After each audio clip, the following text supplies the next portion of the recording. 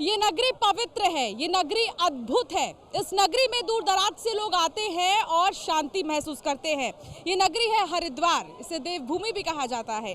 हरिद्वार में इस वक्त हम मौजूद हैं और हरिद्वार में गंगा स्नान करने श्रद्धालु दूर दराज से आए हैं। बता दें कि चार धाम यात्रा की शुरुआत जैसे ही होती है, यहाँ पर सबसे पहले श्रद्धालु हरिद्वार आते हैं और यहाँ पर स्नान के साथ ही अपनी यात्रा की शुरुआत करते हैं। कुछ लोग यहाँ पर स्नान कर रहे हैं, ये तो आप देख सकते हैं, लेकिन यहाँ बहुत से ऐसे लोग हैं जो चारधाम यात्रा के लिए भी जाएंगे, उनसे हम बातचीत करेंगे। अच्छा, आप बताइए कहाँ कहाँ जाएंगे घूमने? हम केदारनाथ टुंगनाथ की यात्रा करेंगे। हम जोधपुर से है प्रॉपर। 2 साल से कोरोना की वजह से यात्रा स्थगित हो रही है, जिसकी वजह से हमारा खुद का प्लान नहीं बन पा रहा है। इस बार हम 14 मन से आए हैं और केदारनाथ टुंगनाथ गंगोत्री भद्रोत्री चारों धाम की यात्रा करेंगे और अपने परिवार की खुशहाली के लिए भगवान से प्रार्थना करेंगे। अच्छा, हर साल आते हैं लेकिन कोविड की वजह से 2 साल तो बंद थी, और इस बार आप क्या नया देख रहे हैं हरिद्वार में? हरिद्वार में इस बार पिछले साल के मुकाबले इस बार क्राउड थोड़ा ज़्यादा है और काफ़ी मतलब बोले तो अच्छा महसूस हो रहा है कि हम दो साल बाद में चार धाम की यात्रा के लिए निकले। अच्छा लग रहा है। आपको क्या लग रहा है इस बार नया? ये लग रहा है कि मैं पहले भी आई थी और अभी भी आई थी, तो अभी ज़्यादा अच्छा लग रहा है। सब जने साथ आए, हम कॉलेज फ्रेंड्स सब साथ में हैं, हम सारे मेडिकल स्टूडेंट्स हैं। अब देखिए, केदारनाथ गंगोत्री इन सब में तो लोगों को लिमिटेड कर दिया गया है कि ज़्यादा भीड़ भाड़ ना हो। आप लोग का रजिस्ट्रेशन हो गया? हमारा रजिस्ट्रेशन हो चुका है। हमारे कोविड हम सैंपल भी देके आ चुके हैं। 1-2 दिन में हमारा सैंपल की रिपोर्ट भी आ जाएंगी और हमारे पास कोविड का वैक्सीनेशन सर्टिफिकेट भी है और हमने अपने हेल्थ से रिलेटेड सब सारी मतलब चीज़ों को ध्यान में आपने रख लिया। आप बताइए क्या फेवरेट है चार धाम में से? गंगोत्री, यमुनोत्री, केदारनाथ या बद्रीनाथ, क्या पसंद है? केदारनाथ। क्या है वहाँ पर अच्छी आपको चीज़ें लगती है? वो मेरा ड्रीम है वहाँ जाना, इसलिए, और मैं पसंद करती हूँ केदारनाथ। तो आप बताइए आपको चार धाम में से कौन सा? मेरा भी केदारनाथ, शिव जी को ज़्यादा मानती हूँ मैं, तो मेरा भी फर्स्ट इम्प्रेशन वही जाएगा। उन्हीं के दर्शन करूँ मैं। फर्स्ट टाइम है? फर्स्ट टाइम है मेरा। आपका? मेरा थर्ड टाइम है। अच्छा, आप ये बताइए आप कहाँ जाएंगे? चारों धाम में से सबसे ज़्यादा कौन सा फेवरेट है? केदारनाथ। वैसे तो चारों धाम ही अच्छे होते हैं, महत्व होता है सबका, लेकिन सबसे ज़्यादा लोग केदारनाथ ही जाते हैं। फिर उसके बाद में टुंगनाथ जाएंगे आगे। अच्छा, चार धाम जाने के पहले हरिद्वार आपने सोचा कि आते हैं और यहीं से स्टार्ट करते हैं? हमने ये भी सोचा, और ना जैसे हम जोधपुर से आए ना, तो हमारे क्या ड्राइवर इतनी ना वो लॉन्ग डिस्टेंस गाड़ी चला नहीं पाते, तो हम पहला होल्ड हरिद्वार में किया। हरिद्वार में गंगा से ना सुबह मॉर्निंग में हम केदारनाथ के लिए रवाना हो जाएंगे। हो गया आपका स्नान? नहीं, अभी तो एक बार जाके आए हैं, बाकी स्नान तो बाकी है। कब तक आप लोग यहाँ से निकलेंगे? समथिंग 4 बजे, 4। अच्छा, वहाँ पर स्टे का आप लोगों ने कैसे किया फिर इंतजाम? स्टे यहाँ पर धर्मशाला है।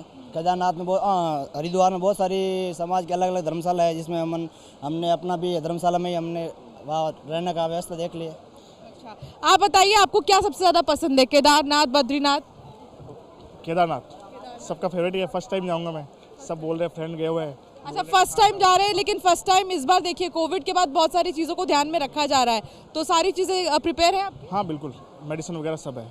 हाँ बिल्कुल। तो आप ये लोगों को सुन रहे हैं, अपना एक्सपीरियंस बता रहे हैं और साथ ही कितने उत्सुक हैं ये आप सुन ही रहे हैं। आप बताइए, क्योंकि देखिए चारधाम यात्रा की शुरुआत हो चुकी है, तो अंदर से बहुत ज़्यादा इच्छा होगी हर जगह घूमने की। बहुत ज़्यादा एक्साइटमेंट में हम तो जल्दी से जल्दी, हम 6 तारीख को कपाट खुलने वाले, उससे पहले हम पहुँच जाए, ऐसा जल्दी से जल्दी निकलने के लिए आए। कितने बार आए यहाँ पर? अभी तो फर्स्ट टाइम है केदारनाथ के लिए।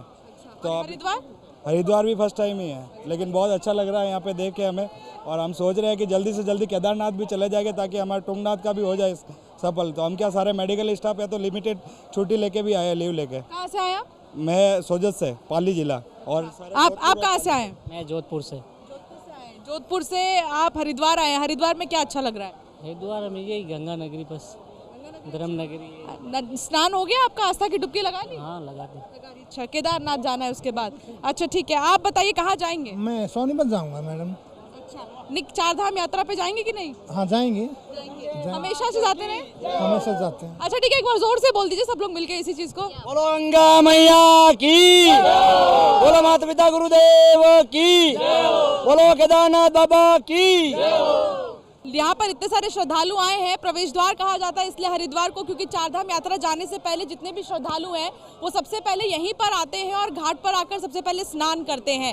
ये देखिए घाट की जो सुंदरता है ये देखते ही बन रही है, क्योंकि श्रद्धालु इसकी सुंदरता में और चार चांद लगा रहे हैं। दूर दराज से श्रद्धालु आए हैं और यहाँ पर आस्था की डुबकी लगाते श्रद्धालु नजर आ रहे हैं।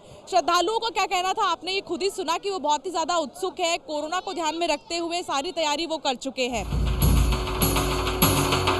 चारधाम यात्रा के शुरू होते ही आप देखेंगे उत्तराखंड से लेकर देहरादून में पूरे ऋषिकेश में लोगों की भीड़ रहती है। दूर दराज से लोग आते हैं, कोई हरिद्वार जाता है दर्शन के लिए और उसके बाद लोग जाते हैं केदारनाथ, बद्रीनाथ, गंगोत्री और फिर यमुनोत्री।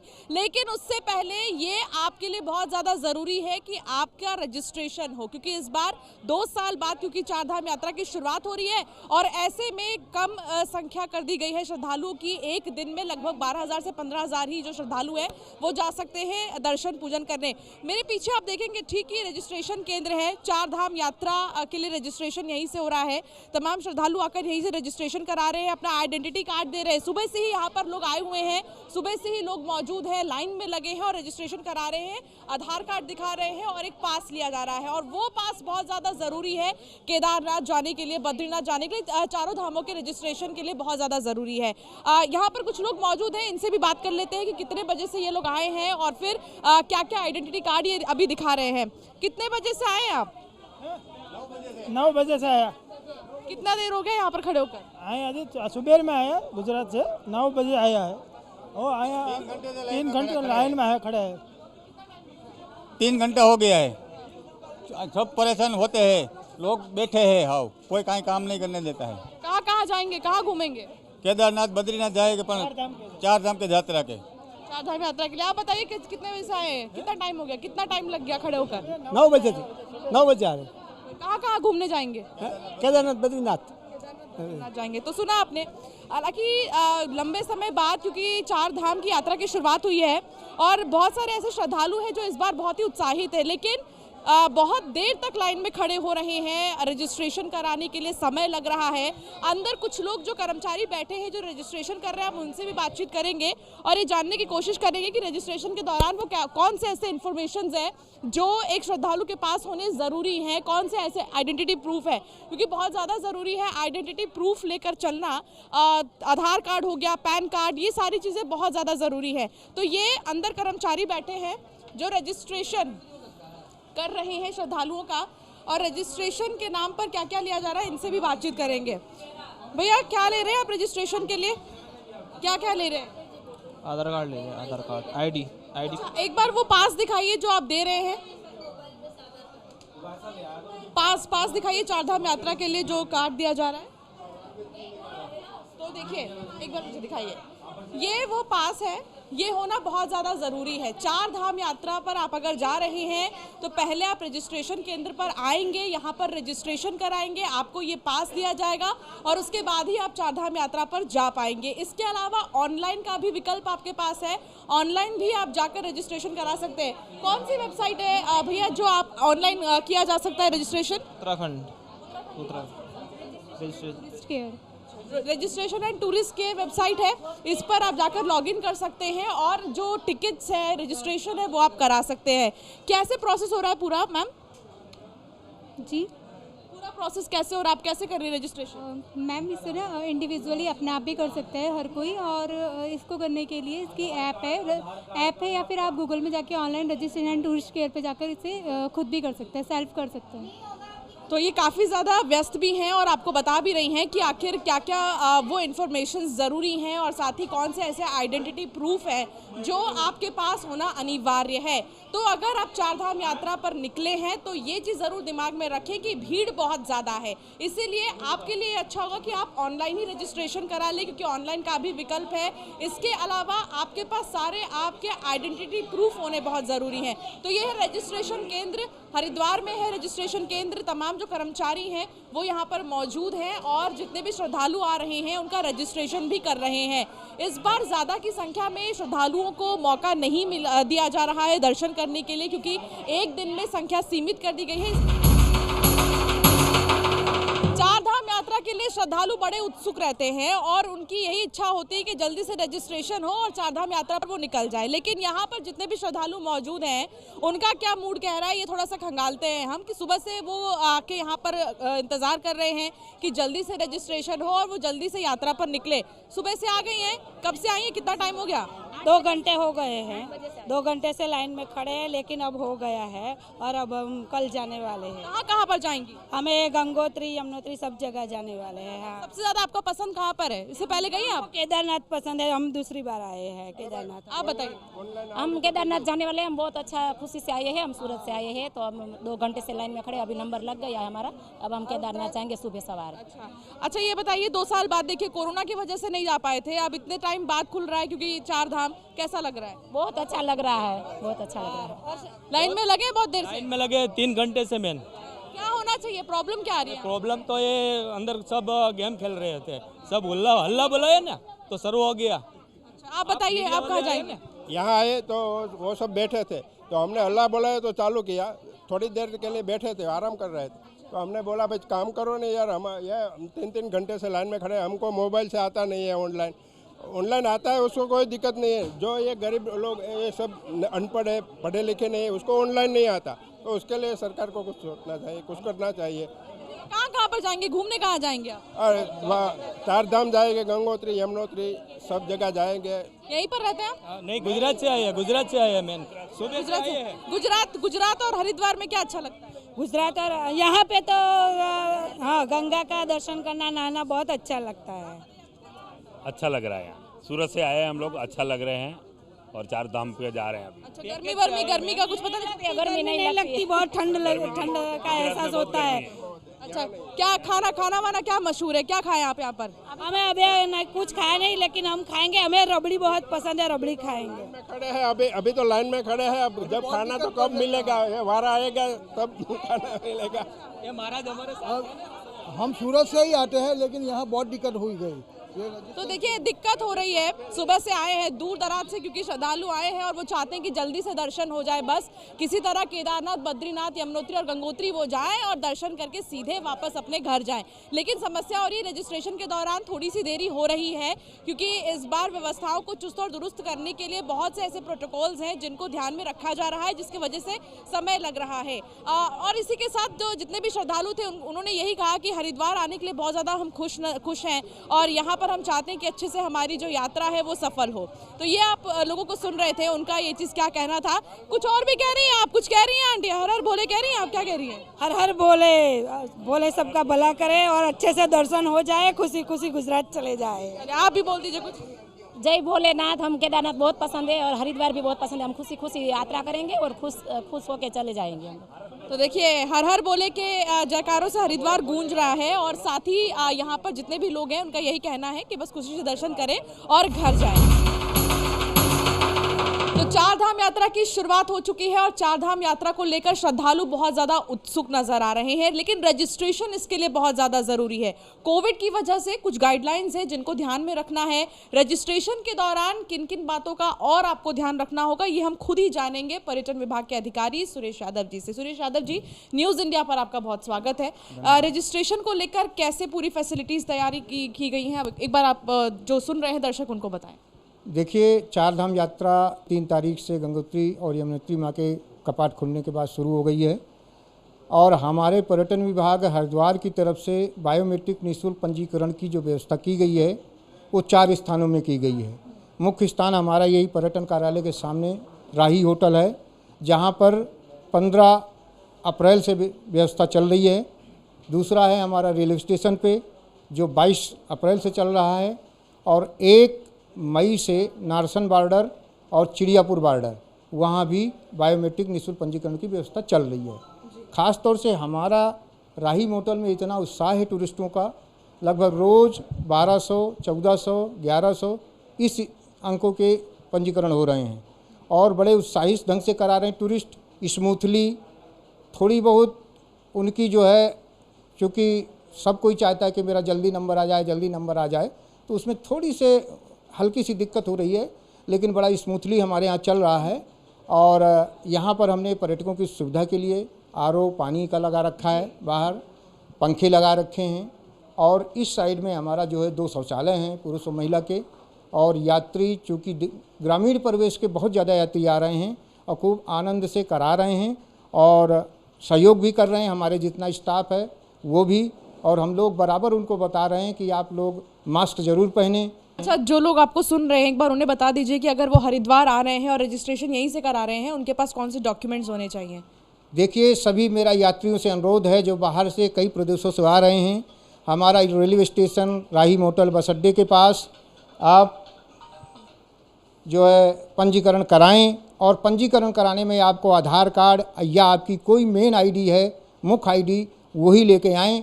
उसमें आपको पूरा जो है डिटेल, कितने दिन के आप कहाँ कहाँ यात्रा करना चाहते हैं, 2 धाम का है कि 4 धाम का है, आपको पूरी जो है केवल एक डॉक्यूमेंट जो आईडी प्रूफ का है वो आपको लाना है। और ये भी मैं सभी से अनुरोध करता हूँ आप आराम से कराएं। हमारे जो काउंटर हैं वो 4:30 बजे सुबह से 9 बजे शाम तक चलता है। अच्छा, मैं थोड़ा आपसे प्राइजेस भी समझना चाहूँगी कि कितने शुल्क लग रहे हैं और फिर क्या है, क्योंकि बहुत धोखाधड़ी भी हो जाता है, बहुत लोग एक्स्ट्रा पैसे भी लेने लगते हैं, तो उनके लिए आप कुछ बता दें। जो हमारा बायोमेट्रिक पंजीकरण है वो निःशुल्क है, इसमें किसी तरह का कोई शुल्क नहीं है। किसी तरह की कोई जो है उसमें कोई भी स्टाफ है किसी तरह का शुल्क न ले सकता है और न इसमें हो। पूर्णतः निःशुल्क बायोमेट्रिक पंजीकरण की व्यवस्था है। तो ये आप सुन रहे थे सुरेश यादव जी को, जिन्होंने बताया कि रजिस्ट्रेशन के लिए क्या चीज़ें ज़रूरी हैं और साथ ही अगर आप रजिस्ट्रेशन करवा रहे हैं हरिद्वार आकर ऑनलाइन कराए बगैर, तो कई सारे ऐसे सेंटर्स हैं जहां पर आप जाकर रजिस्टर करा सकते हैं और जाकर 4 धाम यात्रा को पूरी तरीके से एंजॉय कर सकते हैं। तो ये कुछ महत्वपूर्ण बातें हैं जो आपको जाननी बहुत ज़्यादा ज़रूरी है। बहुत शुक्रिया सुरेश जी हमारे साथ बातचीत करने के लिए। 4 धाम यात्रा की शुरुआत हो चुकी है और 4 धाम यात्रा के लिए दूर दराज से लोग उत्तराखंड पहुंच रहे हैं। लोग केदारनाथ जाएंगे, बद्रीनाथ जाएंगे, गंगोत्री जाएंगे और यमुनोत्री भी जाएंगे। लेकिन जो लोग इन 4 धामों में जा रहे हैं, क्या उनके वाहन सही है, ये सबसे बड़ा सवाल है। और वाहन को ग्रीन सिग्नल देने के लिए ग्रीन कार्ड लेना बहुत ज़्यादा ज़रूरी है। अब ये आप मेरे पीछे देख रहे होंगे कि ये एक कार्यालय है, एक ऑफिस है। ये ऑफिस ग्रीन कार्ड देता है। सबसे पहले तो मैं आपको ये बोर्ड दिखा देती हूँ। इस बोर्ड पर क्या लिखा है? कार्यालय परिवहन विभाग उत्तराखंड 4 धाम यात्रा हेतु ग्रीन कार्ड केंद्र नारसन। तो ये बॉर्डर है और इस बॉर्डर के पास से ही वाहनों को जो है ग्रीन कार्ड मिलता है कि हाँ उनके वाहन फिट है। इंडिकेटर्स भी चेकिंग किए जाते हैं, जो नेम प्लेट्स होते हैं गाड़ी के, नंबर प्लेट्स होते हैं, वो चेकिंग किया जाता है यहाँ पर। और इसके साथ ही गाड़ी को ग्रीन कार्ड दिया जाता है, यानी कि आपकी वाहन एकदम परफेक्ट है उत्तराखंड जाने के लिए। आइए थोड़ा सा अंदर मैं आपको दिखाती हूँ कि ये जो ऑफिस है, इस ऑफिस में क्या कुछ चेकिंग किया जाता है। यहाँ के लोगों से खुद ही पूछेंगे, यहाँ के अधिकारियों से, कि वो अगर एक ग्रीन कार्ड देते हैं तो वो ग्रीन कार्ड देने के पहले क्या क्या चीज़ें ऐसी हैं गाड़ी की जो चेक करते हैं। हालांकि ड्राइविंग लाइसेंस बहुत ज़रूरी है, इसके अलावा सारी पेपर्स आपके पास होने चाहिए। और अगर आप 4 धाम यात्रा पर जा रहे हैं तो आप इन बातों का ज़रूर ख्याल रखें। आगे इनसे बातचीत करके पूछेंगे कि क्या क्या चीज़ें हैं जो ये चेक करते हैं गाड़ी में। आप बताइए, जब आप ग्रीन कार्ड देते हैं गाड़ियों को, उनके ड्राइवर्स को ग्रीन कार्ड देते हैं, कौन कौन सी चीज़ें ऐसी हैं जो आप चेक करते हैं? पहले तो इसके सारे कागज़ ही देखने पड़ते हैं कि कागज़ ये वैलिड है नहीं है, टैक्स वगैरह अपलोड है नहीं है सारा इसका। और फिर उसके बाद हम लोग इसके अंदर जो फ़ीस कटने के बाद सब चीज़ ऑनलाइन है, अब सिस्टम। आप फ़ीस कटवा लीजिए, फ़ीस कटवा के आप हमारे पास स्लिप लाइए, उसके बाद फिर हम उसको चेक करते हैं। ड्राइवर का लाइसेंस वगैरह जो है ऑनलाइन है नहीं है, सब सिस्टम।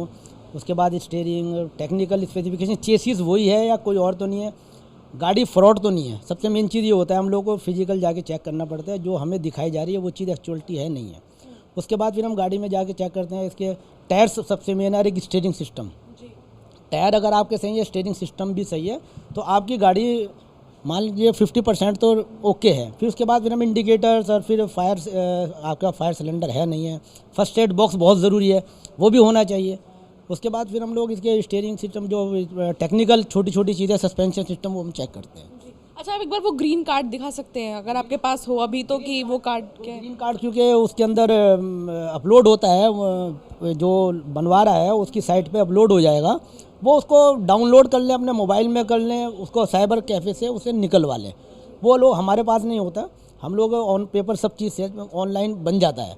और वो साहब इधर उधर कहीं भी मोबाइल में अगर चाहते हैं उसमें डाउनलोड कर लें, उसके अंदर आपको दिखाने के लिए रास्ते में मोबाइल दिखा दें कि मेरा ग्रीन कार्ड बन गया है, क्योंकि वो ऑनलाइन बन जाएगा। अगर कहीं निकलवाना है तो आप कहीं भी रास्ते में साइबर कैफ़े है, वहाँ से निकलवा लीजिए, उसका लिंक दे के वहाँ से निकलवा के आऊँगा। तो यहाँ पर टेक्निकल चीज़ों को देखा जाता है कि गाड़ी कितनी परफेक्ट है, क्या गाड़ी की सारी चीज़ें ठीक है, इंजन और फर्स्ट एड बॉक्सेस, टायर गाड़ी के और ये सारी चीज़ें ठीक है। देखिए ये सारी चीज़ें देखी जाती हैं। ये है ऑफिस और इस ऑफिस में अगर आप दिल्ली नोएडा से गुजर रहे हैं देहरादून के लिए, उत्तराखंड के लिए चारधाम यात्रा जाने के लिए, तो आप इस बात का ज़रूर ख्याल रखें कि नारसन बॉर्डर पर ये ऑफिस है और इस ऑफिस में आपको ग्रीन कार्ड लेना बहुत ज़्यादा ज़रूरी है। अपनी गाड़ी की जो सारी चीज़ें हैं, पेपर्स हैं, वो आपको दिखाना बहुत ज़रूरी है। आइए थोड़ा सा और मैं आपको दिखाती हूँ। यहाँ पर कुछ बोर्ड्स लगे हैं जिसमें लिखा है कि क्या करें और क्या ना करें। आप देखिए वो बोर्ड आप देख रहे होंगे जो परिवहन विभाग की तरफ से लगाया गया है और इस बोर्ड पर बाकायदा लिखा गया है कि यात्रा के दौरान आपको क्या क्या करना चाहिए और क्या नहीं करना चाहिए। ये देखिए यहाँ पर साफ तौर पर लिखा गया क्या करें, क्योंकि देखिए बहुत ही ज़्यादा ऊपरी इलाका है और ऊपरी इलाका होने की वजह से, पहाड़ों का इलाका होने की वजह से गाड़ी में क्या चीज़ें होनी चाहिए उसको यहाँ पर मेंशन किया गया है। वाहन में फर्स्ट एड बॉक्स बहुत ज़्यादा ज़रूरी है और लकड़ी के गुटका अवश्य दें। इसके अलावा इसमें बोला गया है चालक परिचालक निर्धारित वर्दी में रहें। वर्दी बहुत ज़्यादा ज़रूरी है। वाहन जो चला रहा है, अगर आप कैब बुक किए हैं तो ज़रूर इस चीज़ को सुनिश्चित करें कि जो ड्राइवर है वो अपनी वर्दी में ज़रूर रहे। अगर आपकी पर्सनल गाड़ी है तो उसके लिए भी आप ज़रूर ये ग्रीन कार्ड लें, ये बहुत ज़्यादा ज़रूरी है। तो देखिए चारधाम यात्रा की शुरुआत हो गई है और इस चारधाम यात्रा में बहुत सारी सावधानियों को भी ध्यान में रखना है, वरना आपकी जो यात्रा है वो अधूरी रह जाएगी। इसीलिए ये जो चीज़ें हैं ग्रीन कार्ड से लेकर जो छोटी छोटी चीज़ें हैं उनको आप ज़रूर इन फॉर्मेलिटीज़ को पूरा करें। न्यूज़ इंडिया का यही उद्देश्य है कि आप तक हम वो हर इम्पॉर्टेंट इन्फॉर्मेशन पहुंचाएं जो आपके लिए बहुत ज़्यादा ज़रूरी है, ताकि आपका जो ये यात्रा है, जो ये आपकी यात्रा है वो अच्छी हो। फिलहाल आपने देखा कि ग्रीन कार्ड के लिए हमने आपको सुनाया भी अधिकारियों का क्या कुछ कहना था। उन्होंने कहा कि सारी चीज़ें ठीक होनी चाहिए गाड़ी में, इसलिए आप ज़रूर इस बात को ध्यान में रखें कि अगर आप यहाँ पर आ रहे हैं अपनी गाड़ी चेकिंग कराने के लिए तो आपकी गाड़ी की सारी चीज़ें परफेक्ट होनी चाहिए। कैमरामैन आकाश के साथ अंशिका, नारसन।